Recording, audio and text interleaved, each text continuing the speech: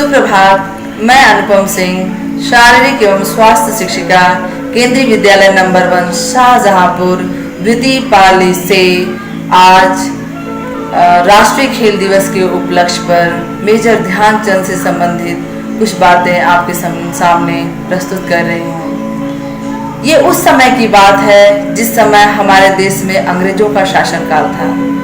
उस समय east India company के अंदर में 190 रेजिमेंट हुआ करते थे, जिसमें से एक रेजिमेंट था फर्स्ट ब्राह्मण रेजिमेंट। उसमें श्री सोमेश्वर सिंह सूबेदार के पद पर थे। श्री सोमेश्वर सिंह के घर में 29 अगस्त सन 1905 को एक बच्चे ने जन्म लिया, जिनका नाम था मेजर ध्यानचंद। उस समय सोमेश्वर सिंह जी इलाहाबाद में थे। कुछ दिन के बाद उनका ट्रांसफर हो गया, वो दूसरी जगह चले गए और अपने परिवार को झांसी में शिफ्ट कर दिया। बच्चों की बहुत अच्छे से देख रेख नहीं हो पा रही थी क्योंकि फादर साथ में नहीं थे और मेजर ध्यानचंद जी का मन पढ़ने लिखने में नहीं लगता था, लेकिन वो बहुत अच्छे प्लेयर थे और ये कह सकते हैं कि ये जो एक प्लेइंग नेचर था वो उनके फादर से मिला था उन्हें विरासत में। उनके फादर भी एक बहुत अच्छे हॉकी के प्लेयर थे। एक बार उनके फादर घर आए हुए थे जिस समय मेजर ध्यानचंद जी का रिजल्ट सुनाया गया और मेजर ध्यानचंद ने बहुत कम मार्क्स पाए थे। तो मेजर ध्यानचंद जी जब घर पे आए तो सोमेश्वर जी ने उनकी खूब पिटाई की और बोला, आज से तुम्हारा पढ़ना लिखना बंद और आज से तुम स्कूल नहीं जाओगे। फिर उन्होंने बच्चे को देखा तो बच्चा रात रात भर हॉकी खेल रहा है। उनका बच्चा, वो क्या करते थे, उस समय तो इतनी अच्छी कंडीशन थी नहीं कि हर बच्चे को हॉकी स्टिक मिल जाए और बहुत अच्छे परिवार से थे भी नहीं मेजर ध्यानचंद जी। तो वो क्या करते थे, पेड़ की टहनियाँ तोड़ते थे और उस टहनियों का हॉकी स्टिक बनाते थे और दिन में तो दिन में वो रात में भी हॉकी खेला करते थे। और उनके इस लगन को देख के फादर तो बहुत खुश हुए, बोले ये पढ़ लिख तो नहीं रहे हैं, कोई बात नहीं, लेकिन ये बहुत अच्छे तरीके से हॉकी खेल रहे हैं। उन्होंने देखा उनका बेटा दिन भर खेल रहे हैं हॉकी। जब सब लोग खा पी के सो जाते थे, आराम करते थे, तो भी मेजर ध्यानचंद जी रात रात भर उस पेड़ की टहनी से हॉकी खेला करते थे। फादर ने उन्हें कभी भी हॉकी खेलने से नहीं रोका। उनके मन में एक सेटिस्फैक्शन था कि मेरा बच्चा कहीं गलत रास्ते पर तो नहीं जा रहा है, कम से कम वो खेल तो रहा है। उन्होंने अपने बच्चे को कभी भी पढ़ने के लिए प्रेशर नहीं दिया और उन्हें खेलने का मौका दिया। लेकिन जब मेजर ध्यानचंद जी धीरे धीरे बड़े होते गए तो घर में चिंता होने लगी कि पढ़े लिखे तो है नहीं, इनको नौकरी कहाँ से मिली। लेकिन तब तक कुछ दिनों के बाद ही सिपाहियों की भर्ती आई और उसमें मेजर ध्यानचंद जी को भर्ती मिल गई। ध्यानचंद जी जब वहाँ पे सिपाहियों की टोली में गए तो उन्होंने देखा कि वहाँ भी हॉकी की प्रैक्टिस चल रही है। वो बहुत खुश हुए। हालांकि वो जाते ही टीम में शामिल तो नहीं हुए, लेकिन जब देखते थे कि वो अदर प्लेयर्स टीम के प्रैक्टिस कर रहे हैं तो पेड़ से टहनी तोड़ते और खुद प्रैक्टिस करने लगते। और कभी कभी तो वो टीम के प्लेयर्स को बुला के उनके साथ हॉकी और खेलते थे। उनके पास तो स्टिक होती थी लेकिन इनके पास पेड़ की टहनी होती थी, लेकिन फिर भी ये उन प्लेयर्स को हरा देते थे। और उसी जगह वहाँ के जो प्रशिक्षक थे बाले तिवारी, वो कुछ दिनों से ये सब देख रहे थे। उन्हें लगा ये बच्चा टीम में भी नहीं है, फिर भी ये प्रैक्टिस करता रहता है। जिस समय हमारे टीम के प्लेयर खाते पीते रहते हैं, आराम करते रहते हैं, ये बच्चा रात रात को चांदनी रात में भी वो प्रैक्टिस करता रहता है, अंधेरी रात में भी अगर दिखता है जब तक तो वो प्रैक्टिस करता रहता है। उनको लगा कि ये बच्चा तो, इस बच्चे में तो बहुत लगन है, बहुत मेहनत कर रहा है, बहुत अधिक जुनून है इसके अंदर हॉकी को लेकर के। तो एक दिन उन्होंने मेजर ध्यानचंद जी को बुलाया जब वो रात में चांदनी रात में हॉकी की प्रैक्टिस कर रहे थे। उन्होंने बोला, बेटा आपका नाम क्या है? तो उन्होंने बताया, सर मेरा नाम ध्यान सिंह है। तो उन्होंने बोला कि आप इस चांदनी रात में प्रैक्टिस करते रहते हैं, आपको इतना खेलने का जुनून है? तो उन्होंने बोला कि सर मुझे हॉकी खेलना बहुत अच्छा लगता है। तो बोले कि बेटा आपका भविष्य मुझे दिख रहा है, आपका भविष्य इस चांद की तरह चमकेगा फ्यूचर में। क्या आप हॉकी खेलेंगे? बोले हाँ सर मैं खेलूंगा। कहे आज से मैं आपका नाम ध्यानचंद की जगह ध्यान सिंह की जगह ध्यानचंद रख रहा हूँ। और तभी से उनको ध्यानचंद के नाम से जाना जाता है। और धीरे धीरे उनकी प्रैक्टिस बढ़ती गई। बाले तिवारी अपने टीम के साथ उनको भी प्रैक्टिस कराने लगे। उनकी परफॉर्मेंस देख के सब लोग आश्चर्यचकित हो जाते थे। उनके हॉकी के पास जब अगर बॉल चली जाती है, ड्रिबलिंग करना शुरू कर देते तो उनसे कोई बॉल ले नहीं सकता था। इतनी अच्छी पकड़ थी उनकी बॉल पे।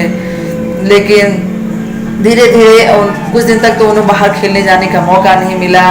कुछ दिनों के बाद जब बाहर खेलने जाने का मौका मिला तब बाले तिवारी ने उन्हें ऑफर दिया। सब लोग बहुत खुश थे और वो खेलने के लिए वहाँ पे गए। जब पहली बार वो किसी कंपटीशन में भाग ले रहे थे, पहली बार गेम खेल रहे थे, उस समय उनकी परफॉर्मेंस बहुत अच्छी नहीं थी क्योंकि वो अपने पास ही बॉल को रखे रह रहे थे।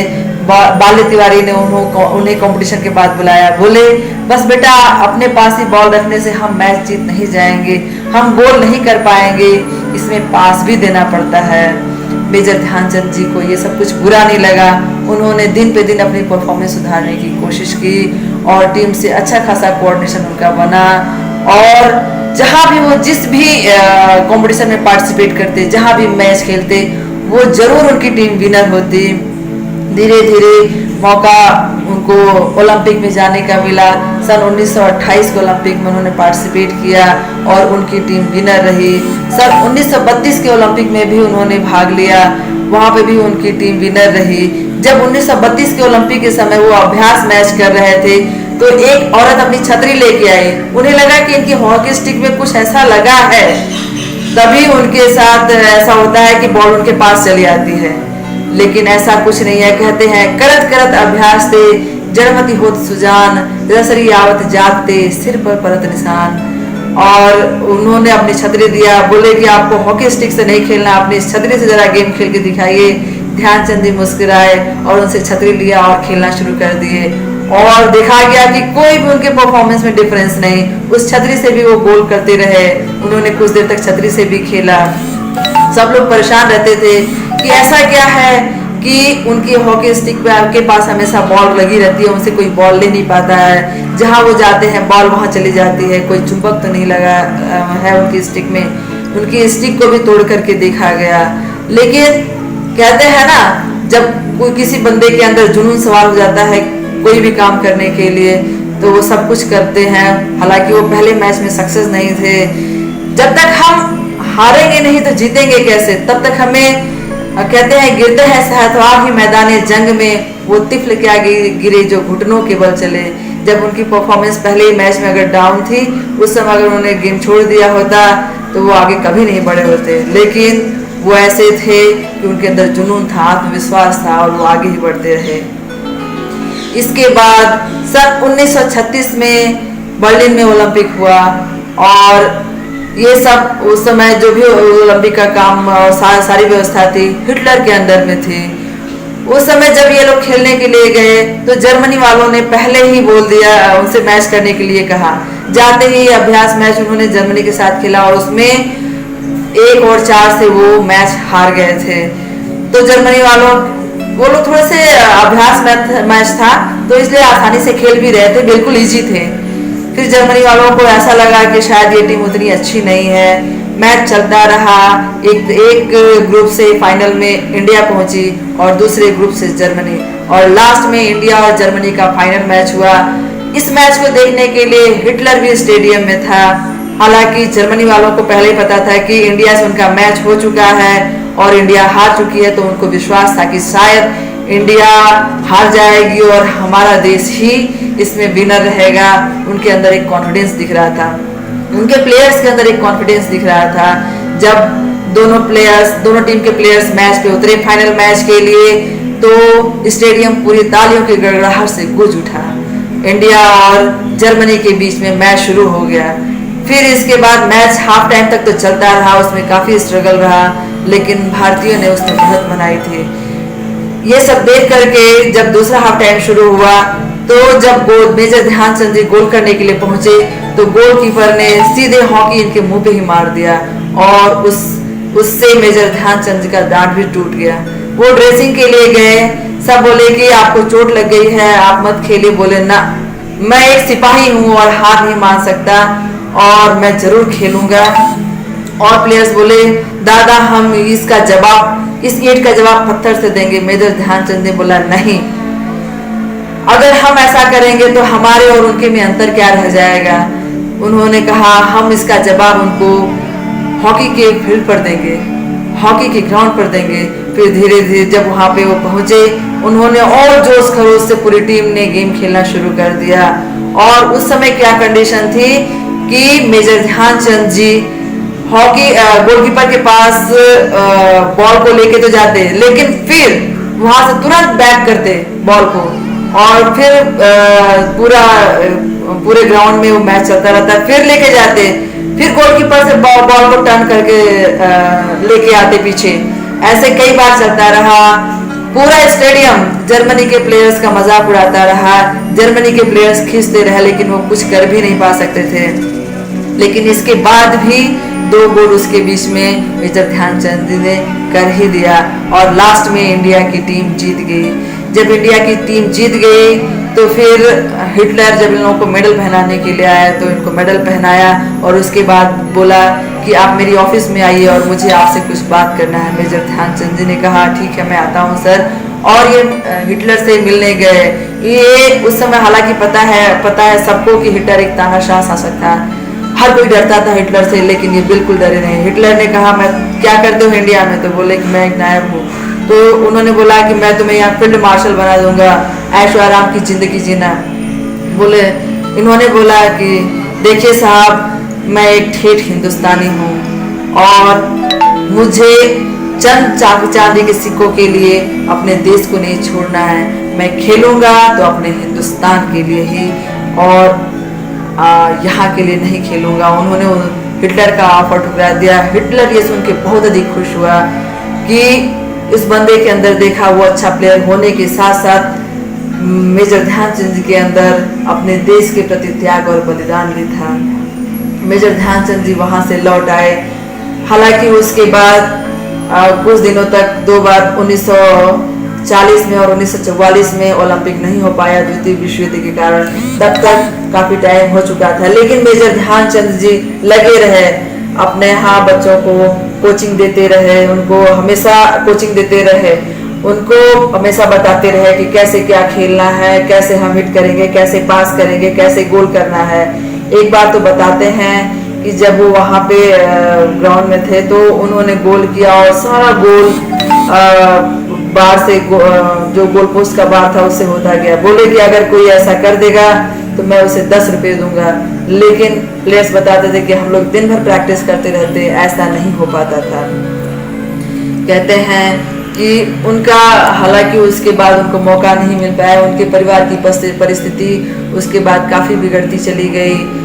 लेकिन ऐसा जादूगर जिसको देख करके, हॉकी का जादूगर जिसको देख करके लोग आश्चर्यचकित रहते थे कि हॉकी उनके बॉल उनके पास ही जाती है और हॉकी से ही लगी रहती है। ये केवल नहीं था, केवल उनकी प्रैक्टिस थी और उनके अंदर का जुनून था जिसको उन्होंने खत्म नहीं होने दिया।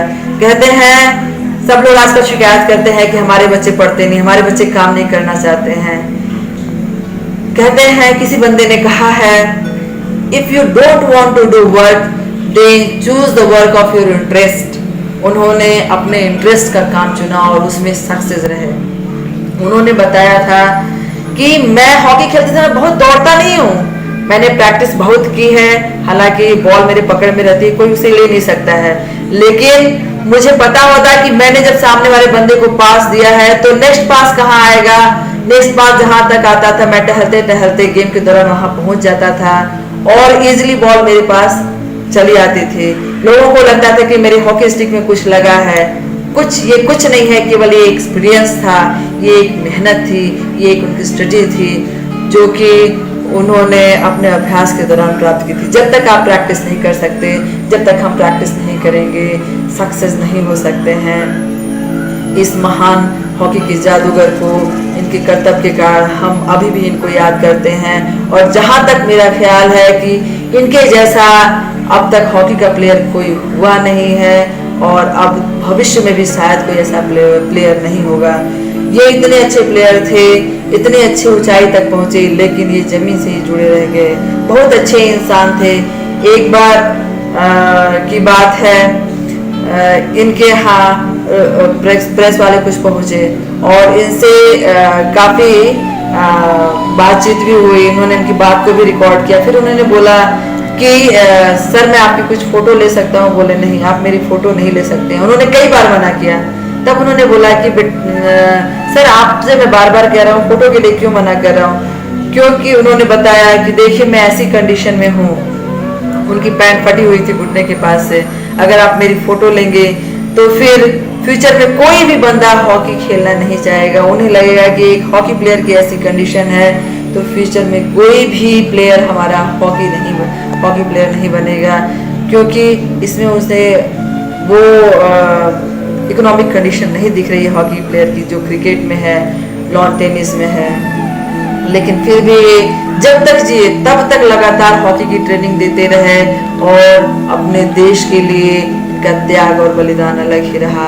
एक बार की बात बताते हैं, जब ये ओलंपिक में मैच खेल रहे थे, फाइनल मैच था 1932 का। उस समय ये बीमार थे और जिस दिन फाइनल मैच था इनको 103 डिग्री बुखार था। इनको ही नहीं, इनके और साथियों को भी बुखार था। लेकिन जब कोच उनके पास गए, बोला कि सर आपको तो बुखार है और आप नहीं खेल पाएंगे, तो उन्होंने कहा कि देखिए मैं सिपाही हूँ और सिपाही अपने मरते दम तक लड़ता रहता है और मैं मरते दम तक खेलूंगा। सारे प्लेयर्स गए, जो बीमार थे वो भी गए और मेजर ध्यानचंद जी भी गए और वो वहाँ विनर भी रहे। उन्होंने कभी अपना जुनून नहीं छोड़ा और वो लगातार प्रैक्टिस करते रहे, अंत समय तक प्रैक्टिस करते रहे। अगर हम आजकल के ज़माने में भी लें तो जो न्यू पॉलिसी आ रही है उसमें हर एक फील्ड को इम्पोर्टेंस दिया जा रहा है, चाहे वो एकेडमिक हो, चाहे स्पोर्ट्स एंड गेम्स हो, चाहे ड्राइंग हो, चाहे म्यूज़िक हो, हर फील्ड को इम्पोर्टेंस मिलेगा। और ये न्यू पॉलिसी भी बहुत अच्छी है। हर बंदा फिर हर फील्ड में जाना चाहेगा क्योंकि हर फील्ड में उसे ऑफर मिलेगा। और न्यू पॉलिसी जब हमारी एजुकेशन न्यू पॉलिसी स्टार्ट हो जाएगी तब इसके बाद बहुत ही गेम का भी परफॉर्मेंस बढ़ेगा। और लास्ट में मैं यही कहना चाहूँगी, पढ़ोगे लिखोगे तो बनोगे नवाब और खेलोगे कूदोगे तो बनोगे लाजवाब। जय हिंद, जय Bharat.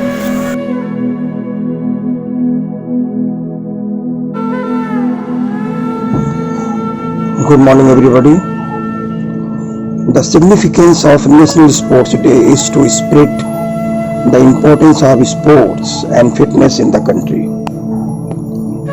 National Sports Day is observed on the birth anniversary of legendary Indian hockey player Dhyan Chand ji. Every year on the occasion of National Sports Day, athletes will nominated by a selection committee to honor them with Khel Ratna Award. In the year 2019, wrestler Bajrang Punia and Deepak Malik were nominated for Khel Ratna Award on 29th August. Prime Minister of India Mr. Narendra Damodar Das Modi launched Fit India campaign on National Sports Day, saying the motto of fitness, Khelo India. Fit India movement is observed and celebrated across all the universities, colleges, Kendriya Vidyalayas, Navodaya Vidyalayas and other governmental institutions in the country, along with other sporting body such as Indian Olympic Association. Major Dhyan Chand Singh won 3 Olympic gold medals for Indian hockey in the year of 2028, in the year 1932 and the year 1936. Various sporting events are conducted on National Sports Day such as football, cricket, volleyball, athletics, basketball and tennis, etc. Dhyan Chand Award is the highest award that it is given in the sports field in India, which is equivalent to the Lifetime Achievement Award. The significance of National Sports Day is that it creates awareness and inculcates the health benefits of sports across the country. Our students, Kendriya Vidyalaya, are also participating today on the occasion of National Sports Day. My appeal to all parents, teachers and students to connect themselves in the fitness activities including yoga, pranayam, PT, running, etc. Health is wealth, so that the National Sports Day reminds us we should be healthy, and if a person is healthy, he or she can achieve anything in the life. On this occasion, I salute all the players of India as well as abroad, and I also wish that our students can achieve up to the national level competition and one day they play in the Olympic Games. Jai Hind, Jai Bharat.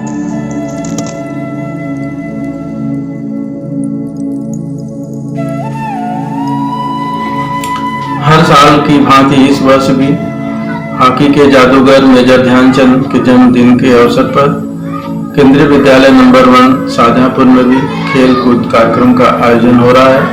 मैं माननीय प्राचार्य महोदय, उप प्राचार्य महोदय, शिक्षक साथियों की तरफ से सभी लोगों को शुभकामनाएं देता हूँ। स्वास्थ्य ही धन है, स्वास्थ्य का बहुत ही महत्व है।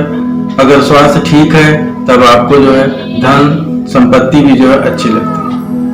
विभिन्न विषयों की पढ़ाई करने के साथ साथ खेल कूद में भी सभी बच्चे भाग लेते हैं। विद्यालय में जब रहते हैं तब मैदान में जाकर के विभिन्न प्रकार के खेलों में हिस्सा लेते हैं, चाहे वो क्रिकेट है, कबड्डी है, फुटबॉल है। उसमें आप खेल करके स्वास्थ्य भी ठीक रखते हैं, साथ साथ एक दूसरे से मित्रवत और समूह में काम करने का प्रोत्साहन भी आपको मिलता है। विद्यालय में जो इंडोर गेम के अंतर्गत आप कैरम बोर्ड या शतरंज इन खेलों को भी सीखते हैं। जब भी खेल का आयोजन होता है तो हमारे माननीय प्राचार्य महोदय भी विद्यार्थियों को प्रोत्साहन करने के लिए विभिन्न प्रकार के खेलों में स्वयं हिस्सा लेने लगते हैं, चाहे वो दौड़ है या क्रिकेट है या वॉलीबॉल है। उसमें कभी कभी आप देखते हैं कि सर विद्यार्थियों को प्रेरणा प्रदान करते हैं, उत्साहवर्धन करते हैं। इसके साथ साथ आपको जो स्वस्थ बच्चे, स्वस्थ भारत के अंतर्गत विभिन्न प्रकार के खेलों में आपको हिस्सा लेने के लिए प्रोत्साहित किया जाता है, जिसमें जो सभी शिक्षक आपको बताए। आज की इस विषम परिस्थितियों में जो कि कोरोना का समय है, कोविड-19, इसमें पूरा देश जो है जूझ रहा है। इस दौरान आपको जो भी दिशा निर्देश मिलते हैं उसका पालन करते हुए घर में स्वस्थ और ठीक से आपको रहना है और उसका पालन करना है। अंत में मैं आप सभी लोगों को इस अवसर पर शुभकामनाएं देने के साथ साथ ईश्वर से प्रार्थना करता हूं कि आप स्वस्थ रहें और सुरक्षित रहें। धन्यवाद।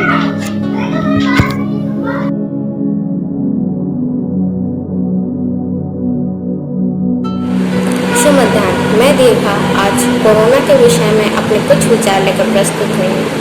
जैसा कि आप सभी जानते हैं, कोरोना एक वैश्विक महामारी है जिससे आज पूरा विश्व लड़ रहा है। हमें अपने आप को स्वस्थ रखकर व अपने आसपास के समाज को जागरूक कर इस बीमारी से लड़ना है और इसे हराना है। इस कोरोना काल के दौरान मैंने अपने आप को स्वस्थ रखने के लिए जिन उपायों को अपनाया है, मैं चाहती हूँ आप भी उन उपायों को अपनाकर अपने आप को स्वस्थ रखें। सर्वप्रथम नित्य प्रतिदिन उठकर व्यायाम करें। जहाँ तक संभव हो बाहर जाने से बचें और अगर अत्यंत आवश्यक होने पर आपको बाहर जाना पड़े तो अपने फेस पर हमेशा फेस मास्क, गमछा, रुमाल आदि का प्रयोग करें। अपने पास हमेशा पॉकेट सैनिटाइजर ज़रूर रखें। घर आते वक्त सर्वप्रथम अपने हाथों को साबुन और पानी से कम 30 सेकंड तक धोएं उसके बाद ही अपने घर की किसी वस्तु या व्यक्ति को छुएं। बाहर के खाद्य पदार्थों को खाने से बचें और अपने घर का स्वस्थ और स्वच्छ भोजन का ही प्रयोग करें। इन सभी उपायों को अपनाकर हम अपने आप को स्वस्थ रख सकते हैं और अपने देश, सरकार और समाज की सेवा कर सकते हैं। धन्यवाद।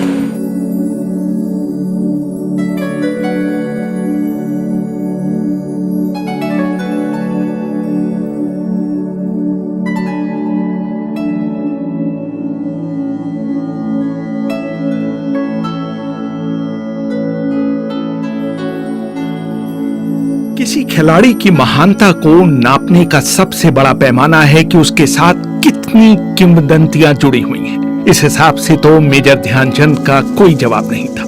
हॉलैंड में लोगों ने उनकी हॉकी स्टिक तोड़वाकर देखी थी कि कहीं उसमें चुंबक तो नहीं लगा है। जापान के लोगों को अंदेशा था कि उन्होंने अपनी स्टिक में गोंद लगा रखी है। हो सकता है कि इनमें से कुछ बातें बढ़ा चढ़ाकर कही गई हों, लेकिन अपने जमाने में इस खिलाड़ी ने किस हद तक अपना लोहा मनवाया था, इसका अंदाजा इस बात से लगाया जा सकता है कि वियना के स्पोर्ट्स क्लब में उनकी एक मूर्ति लगाई गई थी जिसमें उनके 4 हाथ और उनमें 4 स्टिकें दिखाई गई थी, मानो वो कोई देवता हो।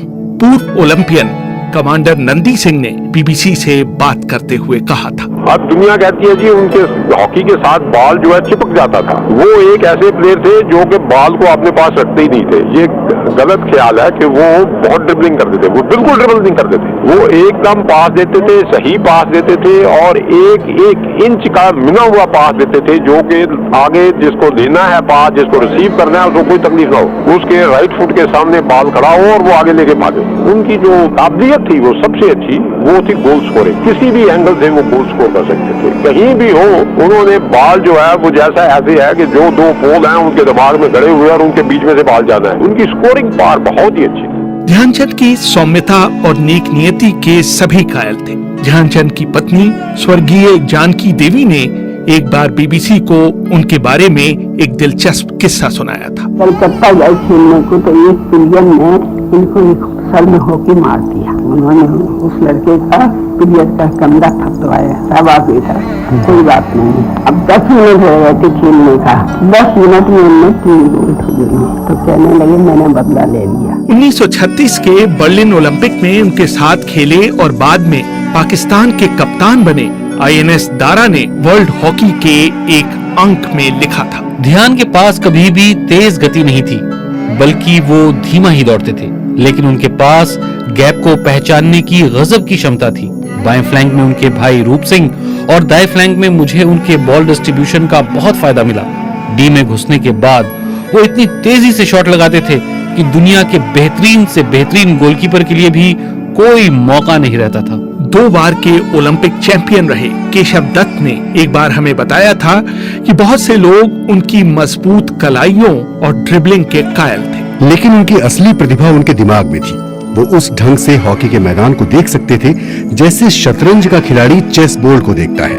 उनको बिना देखे ही पता होता था कि मैदान के किस हिस्से में उनकी टीम के खिलाड़ी और प्रतिद्वंदी मूव कर रहे हैं। याद कीजिए 1986 के विश्व कप फुटबॉल का फाइनल, माराडोना ने बिल्कुल ब्लाइंड एंगल से बिना आगे देखे 30 गज लंबा पास दिया था, जिस पर बुरुचागा ने विजयी गोल दागा था। किसी खिलाड़ी की संपूर्णता का अंदाजा इसी बात से होता है कि वो आंखों पर पट्टी बांधकर भी मैदान की ज्योमेट्री पर महारत हासिल कर पाए। केशव दत्त का कहना है, जब हर कोई सोचता था कि ध्यानचंद शॉट लेने जा रहे हैं, वो गेंद को पास कर देते थे, इसलिए कि वो स्वार्थी नहीं थे, जो कि वो नहीं थे, बल्कि इसलिए कि विरोधी उनके इस मूव पर हतप्रभ रह जाएं। जब वो इस तरह का पास आपको देते थे तो जाहिर है आप उसे हर हाल में गोल में डालना चाहते थे। 1947 के पूर्वी अफ्रीका दौरे में उन्होंने केडी सिंह बाबू को गेंद पास करने के बाद अपने ही गोल की तरफ मुंह मोड़ लिया और बाबू की तरफ देखा तक नहीं। बाद में उनसे जब उनकी इस अजीब हरकत का कारण पूछा गया तो उनका जवाब था, अगर उस पास पर भी बाबू गोल नहीं मार पाते तो उन्हें मेरी टीम में रहने का कोई हक नहीं था। केजी कक्कड़ अपने जमाने के नामी कमेंटेटर और हॉकी खिलाड़ी थे। एक बार उन्होंने बीबीसी को पाकिस्तान में ध्यानचंद की लोकप्रियता का एक दिलचस्प किस्सा सुनाया। अफगानिस्तान में अगस्त के महीने में जश्न आजादी मनाया जाता है। मुझे 2 दफा मौका मिला कि मैं उस जश्न में शामिल हूँ। पहले 1949 में, जबकि भारत की इंडियन हॉकी फेडरेशन की टीम अफगानिस्तान गई हुई थी, और दूसरी दफा 1952 में, जबकि उन्होंने दादा ध्यानचंद को बुलाया हुआ था एज चीफ गेस्ट। ये जो जर्नी थी 1952 की, वो हमने दिल्ली से पेशावर तक बाई ट्रेन की, और लाहौर पर जब हम आए वो पाकिस्तान का हिस्सा बन चुका था, तो इतना हजूम था कि वहाँ के जो प्लेटफॉर्म टिकट थे वो खत्म हो गए। हर एक चाहता था कि वो दादा ध्यानचंद से मिले। और आप अगर जानते हैं कि दादा ध्यानचंद पंजाब रेजिमेंट में थे, और सारी हॉकी उन्होंने पंजाब रेजिमेंट की तरफ से जेल में ही खेली, तो वहाँ के लोग जो थे वो दीवाने थे, फिदा थे, वो चाहते थे कि इस व्यक्ति के हम दर्शन करें। और जब वो गाड़ी पेशावर पहुंची, जो कि आखिरी पाकिस्तान का रेलवे डेस्टिनेशन है, तो वो गाड़ी 3 घंटे लेट थी, और हमारे पास कितना खाना था मुझे मालूम नहीं, तो उस खाना को डिस्पोज करते हुए हमें बहुत मुश्किल हुई। 1936 के ओलंपिक खेल शुरू होने से पहले एक अभ्यास मैच में भारतीय टीम जर्मनी से 4-1 से हार गई। ध्यानचंद ने अपनी आत्मकथा गोल में लिखा, जब तक मैं जीवित रहूंगा इस हार को कभी नहीं भूलूंगा। इस हार ने हमें इतना हिलाकर रख दिया कि हम पूरी रात सो नहीं पाए। हमने तय किया कि इनसाइड राइट पर खेलने के लिए आईएनएस दारा को तुरंत भारत से हवाई जहाज से बर्लिन बुलाया जाए। जर्मनी के खिलाफ फाइनल मैच 14 अगस्त 1936 को खेला जाना था, लेकिन उस दिन बहुत बारिश हो गई, इसलिए मैच अगले दिन यानी 15 अगस्त को खेला गया। मैच से पहले मैनेजर पंकज गुप्ता ने अचानक कांग्रेस का झंडा निकाला, उसे सभी खिलाड़ियों ने सैल्यूट किया। उस समय तक भारत का अपना कोई झंडा नहीं था, वो एक गुलाम देश था, इसलिए यूनियन जैक के तले ओलंपिक खेलों में भाग ले रहा था। बर्लिन के हॉकी स्टेडियम में उस दिन 40,000 लोग फाइनल देखने के लिए मौजूद थे। देखने वालों में बड़ौदा के महाराजा और भोपाल की बेगम के साथ साथ जर्मन नेतृत्व के चोटी के लोग मौजूद थे। हाफ टाइम तक भारत सिर्फ 1 गोल से आगे था। इसके बाद ध्यानचंद ने अपने स्पाइक वाले जूते उतारे और नंगे पांव खेलने लगे। इसके बाद तो गोलों की झड़ी लग गई। दारा ने बाद में लिखा, 6 गोल खाने के बाद जर्मन रफ हॉकी खेलने लगे। उनके गोलकीपर की हॉकी ध्यानचंद के मुंह पर इतनी जोर से लगी कि उनका दांत टूट गया। उपचार के बाद मैदान में वापस आने के बाद ध्यानचंद ने खिलाड़ियों को निर्देश दिए कि अब कोई गोल नहीं मारा जाए, सिर्फ जर्मन खिलाड़ियों को यह दिखाया जाए कि गेंद पर नियंत्रण कैसे किया जाता है। इसके बाद हम बार बार गेंद को जर्मन डी में ले जाते और फिर गेंद को बैक पास कर देते। जर्मन खिलाड़ियों को समझ में ही नहीं आ रहा था कि ये हो क्या रहा है। भारत ने जर्मनी को 8-1 से हराया और उसमें 3 गोल ध्यानचंद ने किए। ध्यानचंद के पुत्र और म्यूनिक ओलंपिक में कांस्य पदक विजेता अशोक कुमार ने बीबीसी को बताया, 72 की बात है, हम प्रैक्टिस करने के लिए वहाँ पर हमारी टीम मौजूद थी ग्राउंड के ऊपर और हम लोग प्रैक्टिस कर रहे थे। तो एकाएक मैंने देखा कि स्टेशन के ऊपर एक शख्स चले आ रहे हैं, लोग उनको लेके आ रहे हैं। तो उन्होंने पूछा, इंक्वायर किया कि अशोक कुमार कौन है, तो उन्होंने पता तो मुझसे मिलने आए और उसके बाद वो इतने भावपूर्ण तरीके से उन्होंने मुझसे बातें करी ध्यानचंद के बारे में। और उस टाइम की कटिंग्स जो 36 की कटिंग्स जर्मन में निकली थी उन्होंने मुझे दिखाई और एक बंडल जो था वो पूरा दिखाया कि ये तुम्हारे पिताजी ध्यानचंद फादर, ये father was like this like that, like छोटी छोटी छोटी अंग्रेजी में, बट आई कुड अंडरस्टैंड क्या कहना चाहते हो। तो ध्यानचंद के अंदर ऐसी क्या खास बात रही होगी उस जमाने में, 36 में ब्रिटिश आर्मी में रहे और सिपाही से मेजर के पद तक पहुंचे, ये भी एक बहुत बड़ी बात उस जमाने में, जबकि हम गुलाम देश के निवासी थे। लेकिन उन्होंने भी इतनी महत्ता दी उनको कि एक मामूली सिपाही को उन्होंने एक ऑनरी मेजर का पद दिया। भारत लौटने के बाद ध्यानचंद के साथ एक मजेदार घटना हुई। फिल्म अभिनेता पृथ्वीराज कपूर ध्यानचंद के फैन थे। एक बार मुंबई में हो रहे एक मैच में वो अपने साथ नामी गायक कुंदनलाल सहगल को ले आए। ध्यानचंद पर लिखी एक किताब में निकेत भूषण लिखते हैं, हाफ टाइम तक कोई गोल नहीं हो पाया। सहगल ने कहा कि उन्होंने दोनों भाइयों का बहुत नाम सुना है। मुझे ताज्जुब है कि आप में से कोई आधे समय तक एक गोल भी नहीं कर पाया। रूप सिंह ने तब सहगल से पूछा कि क्या हम जितने गोल मारें उतने गाने हमें आप सुनाएंगे। सहगल राजी हो गए। दूसरे हाफ में दोनों भाइयों ने मिलकर 12 गोल दागे, लेकिन फाइनल विसिल बजने से पहले सहगल स्टेडियम छोड़कर जा चुके थे। अगले दिन सहगल ने अपने स्टूडियो तक आने के लिए ध्यानचंद के पास अपनी कार भेजी, लेकिन जब ध्यानचंद वहां पहुंचे तो सहगल ने कहा कि गाना गाने का उनका मूड उखड़ चुका है। ध्यानचंद बहुत निराश हुए कि सहगल ने नाहक ही उनका समय खराब किया। लेकिन अगले दिन सहगल खुद अपनी कार में उस जगह पहुंचे जहां उनकी टीम ठहरी हुई थी और उन्होंने उनके लिए 14 गाने गाए। ना सिर्फ गाने गाए बल्कि उन्होंने हर खिलाड़ी को एक एक घड़ी भी भेंट की। जब दिल ही टूट गया, जब दिल ही टूट गया, हम जी के क्या करेंगे, हम जी के क्या करेंगे, जब दिल ही टूट गया, जब दिल ही टूट गया। रेहान फजल, BBC, दिल्ली।